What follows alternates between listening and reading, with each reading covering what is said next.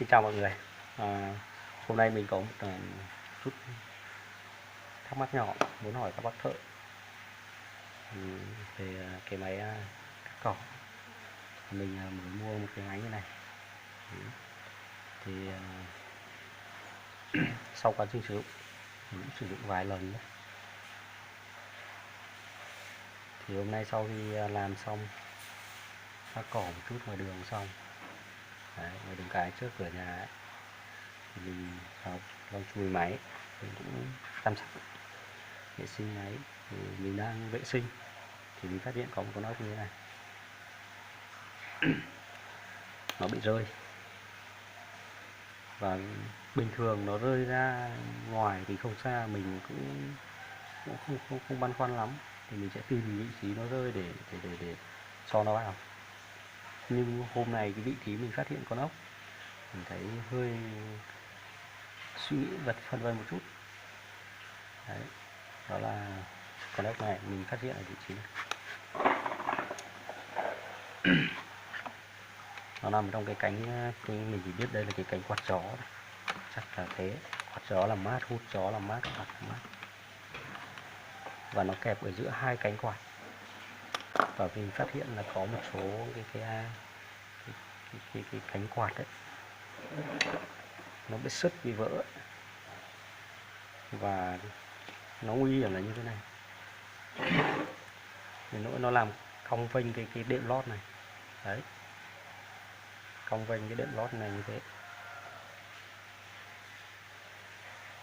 Đấy, các bạn xem, nó vênh cái đệm lót như thế này. Đấy, cho nên là mình thấy mình không yên tâm. Khi mà có con ốc rớt ra từ máy là mình đã không yên tâm, và ai cũng chắc là mọi người cũng thế. Nhưng mà cái vị trí của nó rơi ấy, là nguy hiểm nữa là ở trong cái cánh quạt đấy. Thì mình muốn hỏi xem các bác thợ có kinh nghiệm về máy cắt cỏ cho mình biết rằng là ở trong cái chỗ mà cái vòng tua cái cánh quạt đấy quay thì có chỗ nào nó đi qua và bắt con ốc như thế này không. Đấy, con ốc như thế này. Đấy, ở trong cái cánh quạt này nó đi qua. Thì nếu như mà các bác bảo là không có thì mình sẽ yên tâm hơn một chút, là mình nghĩ rằng do quá trình bảo dưỡng các bác thợ vô tình hoặc là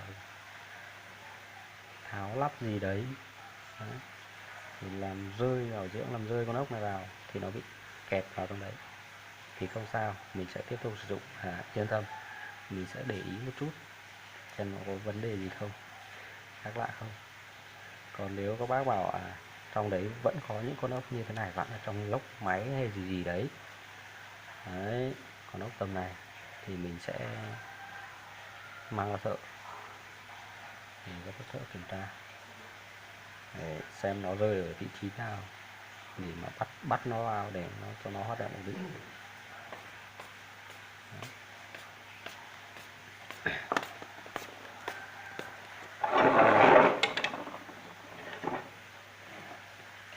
Và cái máy này mình đã lên cho em nó một cái rất là chuẩn này.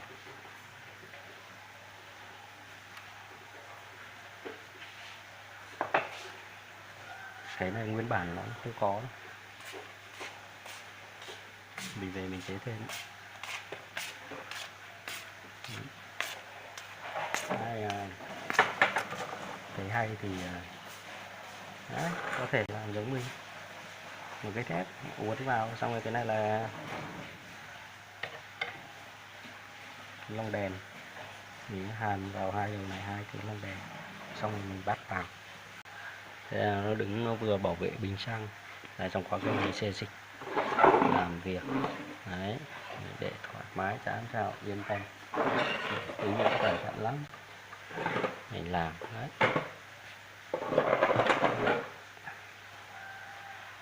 yên tâm lắm đấy, rất chi là chắc chắn đấy. Cái này là cái bạn chắc là cái lông đèn con ốc 10 của cái chân van xe máy, mình hàn vào để làm cái vòng này này. Đấy, nó rất chắc chắn và vừa. Đẹp. Đấy, các bạn xem thấy hay thì hãy like, đăng ký và ủng hộ giúp mình. Xin cảm ơn.